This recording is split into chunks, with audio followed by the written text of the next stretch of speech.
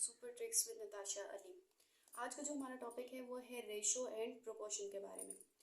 इस टाइप के क्वेश्चंस को सॉल्व करने के लिए फर्स्ट ऑफ ऑल हमें रेशो और प्रोपोर्शन का बेसिक कंसेप्ट क्लियर होना चाहिए कि एक्चुअली रेशो एंड प्रोपोर्शन हमारे पास होते क्या हैं। सबसे पहले रेशो जो है वो हम बोलते हैं कंपैरिजन को। कंपैरिजन के लिए अब हमारे पास दो कंडीशंस का होना ज़रूरी है। मीन्स टू से रेशो फाइंड करने के लिए हमारे पास दो चीज़ों का होना ज़रूरी है। First thing is we always need more than one object for comparison. हमें कंपैरिजन के लिए हमेशा एक से ज़्यादा ऑब्जेक्ट की ज़रूरत होती है, हमें रिक्वायर्ड होता है वो। फॉर एग्जांपल ये मार्कर है, मैं इसकी कोई भी रेशो फाइंड नहीं कर सकती जब तक इसके कंपैरिजन में मैं कोई और चीज़ ना ले आऊँ।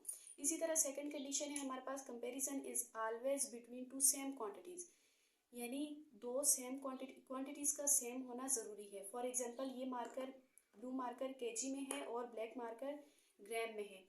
सो इनका हम कंपैरिजन तब तक नहीं कर सकते जब तक मैं इनकी यूनिट्स को सेम ना कर दूँ, या ग्राम को किलोग्राम और या किलोग्राम को ग्राम में ना कन्वर्ट कर लूँ।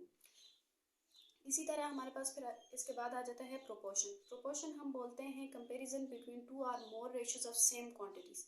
दो या दो से ज़्यादा रेशियोज ऑफ सेम क्वांटिटीज़ की हमारे पास आ जाए तो उनको हम प्रोपोर्शन बोलते हैं।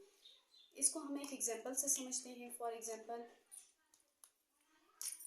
5:10 एंड 20:40। अब इसका प्रोपोर्शन फाइंड हम कर सकते हैं क्योंकि ये सेम क्वांटिटीज़ की हैं।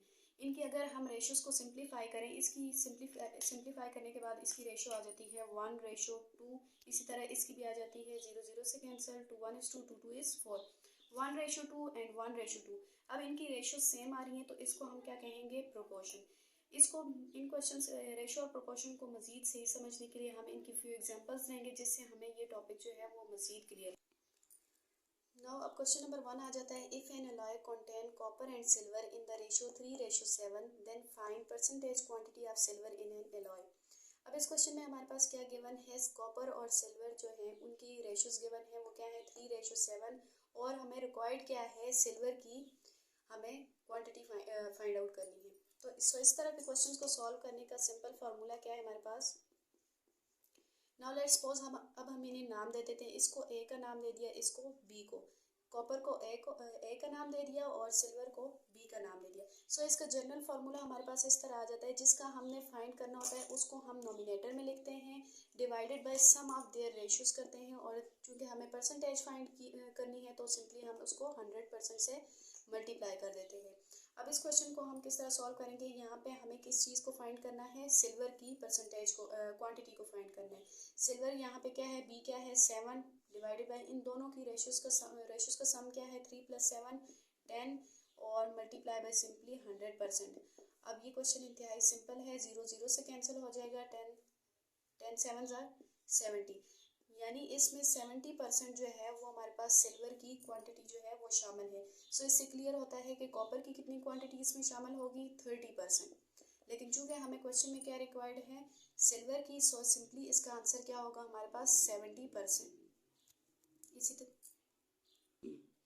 तरह क्वेश्चन नंबर 2 आ जाता है हमारे पास, the average age of 3 boys is 25 years and their ages are in proportion 3:5:7, find the age of youngest boy. अब इस तरह के क्वेश्चंस को सॉल्व करने के लिए हम सिंपल फार्मूला यूज़ करेंगे। सबसे पहले तो हमें क्या क्या गिवन है, लेट्स सपोज हम क्या करते हैं, हमारे पास तीनों की एजेस क्या हैं, एजेस ऑफ बॉयज़ क्या है हमारे पास,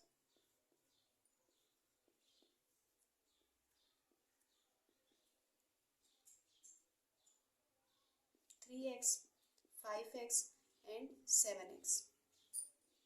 अब हमारे पास एवरेज का फार्मूला क्या होता है, simple formula, average equal to sum of quantities divided by number of quantities. अब हमारे पास क्वांटिटीज क्या क्या गिवन है, यानी उनकी एजेस को हम सम करेंगे सिंपली। इससे भी पहले हमें एवरेज भी गिवन है, एवरेज क्या गिवन है 25 year, so 25 equal to sum of ages क्या है हमारे पास, सम ऑफ क्वांटिटीज क्या है, उनकी एजेस का सम जो कि हमने सपोज की है 3x + 5x + 7x divide by number of quantities, यानी कितनों की एजेस फाइंड करनी है हमने, 3 है, 1 2 3 डिवाइड बाई 3। नाउ अब हम इसका क्या करेंगे, क्रॉस मल्टीप्लिकेशन करेंगे। क्रॉस मल्टीप्लिकेशन करेंगे तो हमारे पास क्या आ जाएगा, 3x plus 5x plus 7x equal to 3 multiply by 25 क्या होता है, 75। अब इनका सम करें, 3 plus 5 8 plus 7 15x equal to 75।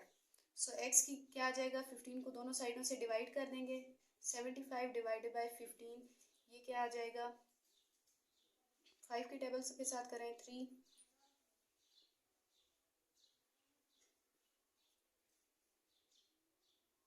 तो ये हमारे पास x क्या आ जाएगा, 5। अब x की वैल्यू 5 आ गई। अब सिंपली हमें यंगेस्ट मतलब सबसे छोटे की एज फाइंड करनी है, वो है 3, और 3 को x के साथ यहाँ पे हम मल्टीप्लाई कर देंगे। हमने उनकी एजेस पोज की थी, सबसे यंगेस्ट की 3x, उससे मिड वाली की 5x और फिर सबसे बड़े की 7x। तो सबसे छोटे वाली की 3x है, 3x इक्वल टू x हमने चूँकि फाइंड कर दिए, 3 इंटू 5 क्या आ गई, 15। यानी उनमें से जो सबसे छोटा है उसकी क्या एज है, 15 ईयर्स। इसी तरह हम बाकियों की भी फाइंड कर सकते हैं, 5 इंटू एक्स क्या है, 5 है, 5 5 ज़ार 25। इसी तरह सबसे बड़े की 7 इंटू 5 इक्वल टू 35। सो इन तीनों की हमारे पास एजेस आ गई, लेकिन क्वेश्चन में हमें ये रिक्वायर्ड है, सो हमारा आंसर क्या है, 15 ईयर्स। नाउ अब हमारे पास इनमें से सबसे लास्ट क्वेश्चन आ जाता है, जो कि मोस्ट ट्रिकी क्वेश्चन है और मोस्ट कॉम्पिटेटिव एग्जाम्स में ये रिपीट होता रहा है। इस क्वेश्चन क्या है हमारे पास, a रेशो b क्या है, 2 ratio 3, b ratio c 5 ratio 4, c ratio d क्या है, 3 रेशो 7। और हमने इन चारों के दरमियान 4 क्वांटिटीज़ हैं, a b c d, इनके दरमियान हमने क्या फाइंड करनी है, रेशो फाइंड करनी है। इस तरह के क्वेश्चंस को सॉल्व करने की बहुत ही सिंपल ट्रिक है, वो है कि इस क्वेश्चन को हम सबसे पहले हम क्या कर देंगे, इन क्वांटिटीज़ को ऊपर लिख देंगे, a ratio b ratio c ratio d। अब हमें क्वेश्चन में क्या क्या गिवन है, a रेशो b क्या है, 2 रेशो 3, a और b के नीचे हम 2 रेशो 3 लिख देंगे। इसी तरह b रेशो c क्या है, 5 रेशो 4, और इसी तरह c रेशो d क्या है, 3 रेशो 7। इस तरह के क्वेश्चंस को सॉल्व करने का बहुत ही सिंपल तरीका है, वो ये है कि हम इनके जो इनकी साइड वाइज होंगे उन क्वांटिटीज़ को हम इनकी खाली जगहों में लिख देंगे। जिस तरह इसके सामने 3 है, 3 को हम अब यहाँ पे भी मैं लिख दूँगी, यहाँ पे भी लिख दूँगी। इसी तरह 5 है, इसके बैक साइड पे मैं 5 लिख दूँगी। मतलब जो खाली जगह हैं उनको उन जैसे जिस तरह के उनके सामने हैं उनके आगे या पीछे हम लिख सकते हैं। 4 है तो ये खाली जगह में मैंने 4 लिख दिया। इसी तरह 3 है तो साइड पे 3 लिख दिया, यहाँ पे भी साइड पे 3 लिख दिया। ठीक है, अब सिंपली हम इनकी रेशो फाइंड कर सकते हैं बाय मल्टीप्लाइंग देम। अब इनका हमारे पास क्या आ जाएगा, 2 मल्टीप्लाई बाय 5 10, 10 3 ज़ार 30। इसी तरह 3 3 ज़ार 9, 9 5 ज़ार 45। इसी तरह 3 3 ज़ार 9, 9 4 ज़ार 36, और इसी तरह 3 4 ज़ार 12, 12 7 ज़ार 84। अब देखें ये मज़ीद जो है वो हमारे पास सिंप्लीफाई हो सकता है 3 के टेबल से। सो हम इस सारे को 3 से डिवाइड कर दूंगी, क्या हो जाएगा, 3 10 ज़ार 30, 3 1 is 3 और 1 4, 3 5 ज़ार 15, 3 1 is 3, 3 2 ज़ार 6 एंड 3 2 ज़ार 6, 7 8 2, 3 8 ज़ार 24। सो सिंपली हमारे पास इनके दरमियान रेशो आ जाएगी 10 रेशो 15 रेशो 12 रेशो 20 है। सो ये हमारे पास थे रेशो के चलने के important question. Hopefully you will understand.